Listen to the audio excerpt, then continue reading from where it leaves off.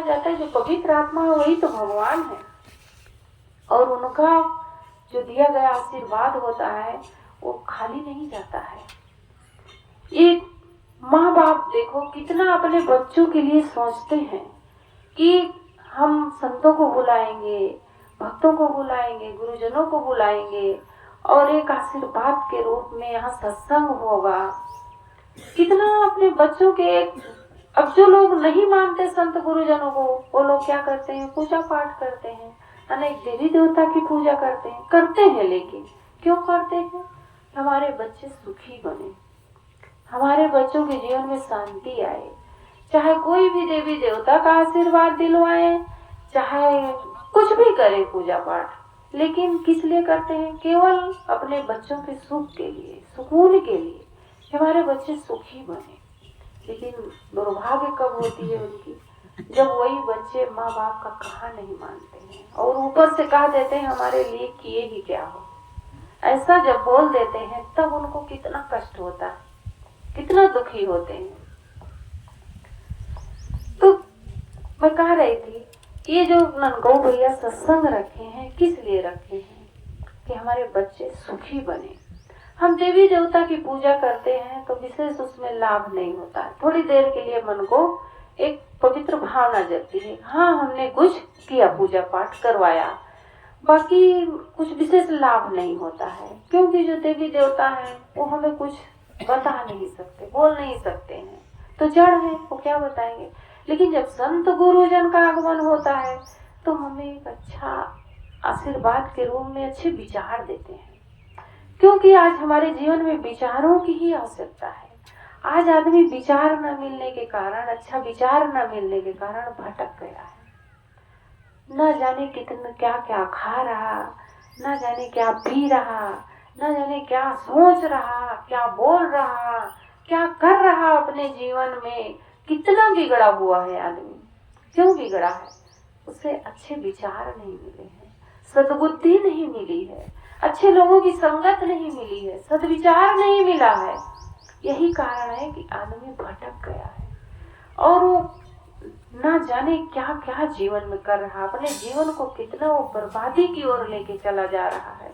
छोटे छोटे बच्चे देखो गाली देते हैं, क्यों? उनको अच्छा संस्कार नहीं मिल रहा है, माता पिता से वैसे उनको सीख मिल रही है। जब घर के माता पिता ही गाली दे रहे हैं, जैसे नहीं बोलना चाहिए रे तू कह के बोल रहे हैं, सभ्यता से जब माँ बाप खुद नहीं बोलते हैं बेटा बेटी कह के, उनको रे करे, कहाँ गई रे, कहाँ, मतलब एक प्रकार से टुबार के ही बोलेंगे, अब शब्दों का उपयोग करेंगे बच्चों के सामने, वैसे बच्चे भी बोलते हैं। जब माता पिता स्वयं नहीं शिक्षित है, घर के बड़े बुजुर्ग स्वयं नहीं शिक्षित है कि बच्चों से कैसे हमें बोलना चाहिए, कैसे उनसे बात करना चाहिए, उनको कैसे क्या खिलाना पिलाना चाहिए, इसका भी ज्ञान नहीं है उनको। तो जब ज्ञान ही नहीं है तो बच्चों को कहाँ से सीख दे पाएंगे? एक घर के बूढ़े दादा जिससे बात करते थे, डंडा झाड़ू जिसको उठाए उसी से वो गाली से बात करते थे, जब देखो तब बिना साले कहे वो बोलते ही नहीं थे। बच्चा भी वैसे सीख गया था। तो उस घर में एक दिन संत आए, कई बार मैं बता चुकी हूँ यहाँ, तो घर में संत आए। अब संत बाथरूम में गए, हाथ पैर धो रहे थे। जब बच्चा स्कूल से पढ़ के आया तो दादाजी कहे जाओ बेटा साहब आए हैं, मतलब करके आ जाओ। वो फूल लिया और गया, देखा तो आसन में साहब है ही नहीं जहाँ साहब रहते हैं। तो गया, कहा दादाजी साहब साले तो वहाँ है ही नहीं। और साहब बाथरूम से सुन रहे थे कि देखो बच्चा कैसे बोल रहा है, तो डांट रहे बच्चों को, है साहब को ऐसे नहीं बोलना चाहिए। तो बच्चा चुप। तो जब साहब निकले बाथरूम से आए, कहे भगत जी ये आपकी ही स्वभाव का परिणाम है, आप ऐसे बोलते रहते हैं, बिना साले कहे आप बात नहीं करते हैं, डंडा भी उठाते धरते हैं तो उसको भी साले कह देते हैं, तो आप बोलते ही नहीं है जब ठीक से, तो आपका बच्चा कहाँ से सीखेगा? वो साहब को भी साले कहेगा, उसको क्या पता है साहब को नहीं कहना चाहिए। तो ये सब संस्कार कौन देता है? घर के ही लोग देते हैं। घर के ही लोग जब नहीं जानते हैं, क्यों? क्यों? उनको अच्छी संगत नहीं मिली है, अच्छे विचार नहीं मिले हैं, अच्छी संगत न मिलने के कारण आदमी अपना सुंदर जीवन कैसे बना लेता है, नरक में बना लेता है, उसको नरक बना देता है। कहते हैं कि दो दोस्त थे, दोनों में एक सत्संगी था और एक कुसंगी था।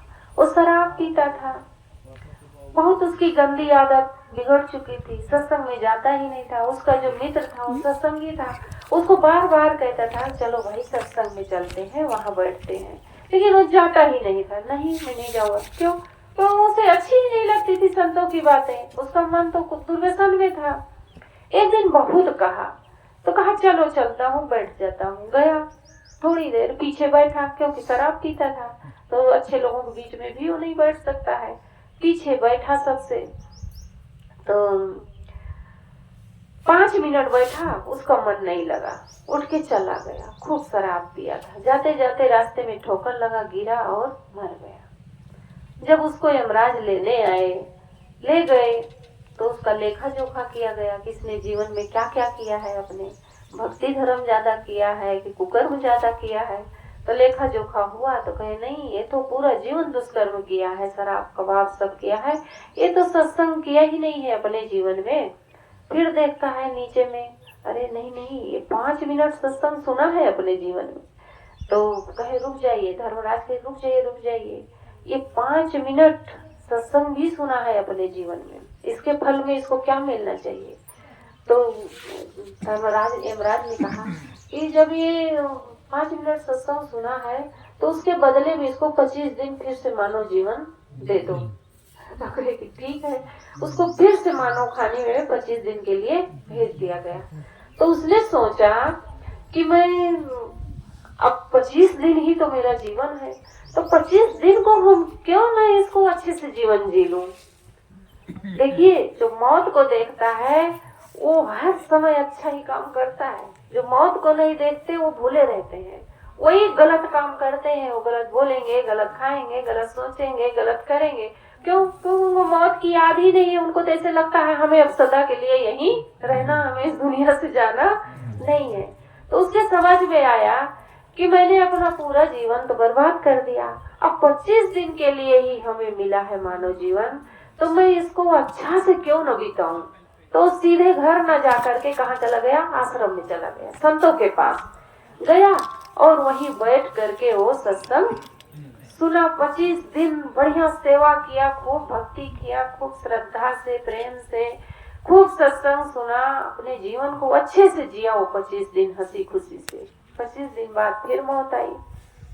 जब फिर ले जाने लगे तो फिर धर्मराज और यमराज चर्चा कर रहे हैं कि अब तो इसको जाने के दिन आ गए, अब इसको ले जाना है, इसका 25 दिन का जो पुण्य था वो खत्म हो गया, अब इसको ले चलते हैं, ले चलो नरक में डाल दो। तो वहां जो संत थे वो सुन रहे थे उनकी बातें। देखिए, कहानियां हम सबको समझाने के लिए होती हैं, तो संत सुन रहे थे, कोई सुनेगा क्या, लेकिन कहानी है। तो उन्होंने कहा कि रुकिए यमराज, धर्मराज। तो कहे कि क्या है।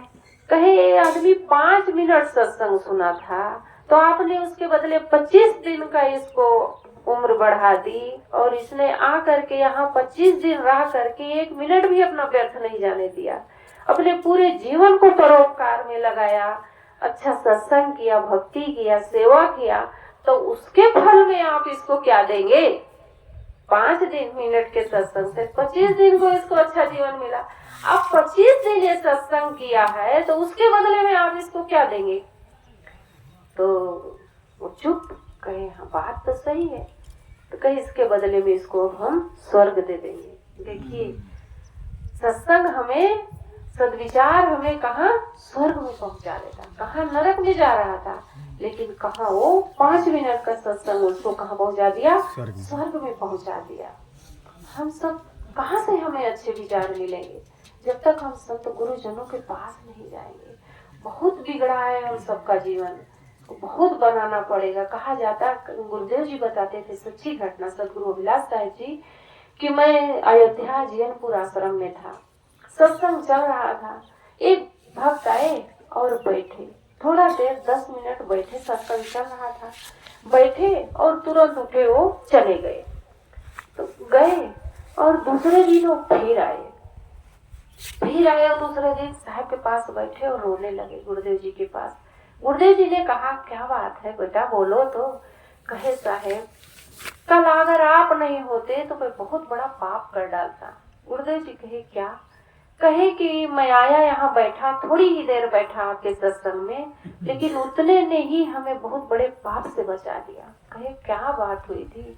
कहे मेरे हमारे चचेरे भाई से बहुत झगड़ा चल रही थी जमीन के लिए, एक हाथ जमीन के लिए झगड़ा चल रही थी और उसके लिए पूरा इतना प्लान बनाया गया था कल कि आदमी लगाया गया था कि उसको कल मार देना है। मैंने पैसा दिया था लोगों को मारने के लिए और मैं बैठा तो मैं सत्संग सुना तो मेरा हृदय एकाएक तुरंत परिवर्तन हो गया और मेरे भीतर इतनी खलबली मची, इतनी उलझन पड़ी कि अरे मैं क्या कर रही। वैसे भी आदमी गलत करता है तो घबराता है, कहाँ जाऊं, किसके पास जाऊं, कैसे करूं, तो वो विचलित रहे होंगे, इसलिए सत्संग में आ गई, चलो साहब के दर्शन कर लेता हूँ।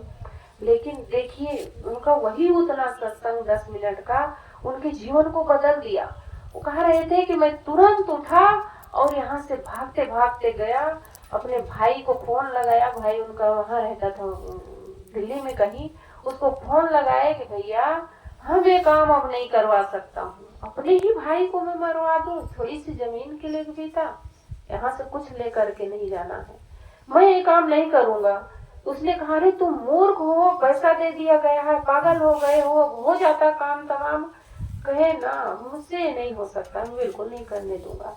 और मैंने उसको जा करके तुरंत रुकवा दिया कि अब ये काम करना ही नहीं है। भले पैसा मैं दे दिया हूँ, लोग पैसा लौटा रहे या ना लौटा रहे, लेकिन अब मैं पाप नहीं करवाऊंगा। मैंने गुरुदेव मैं आपके 10 मिनट का सत्संग सुन के मेरा पूरा जीवन बदल गया, मैं बहुत बड़े पाप से बच गया।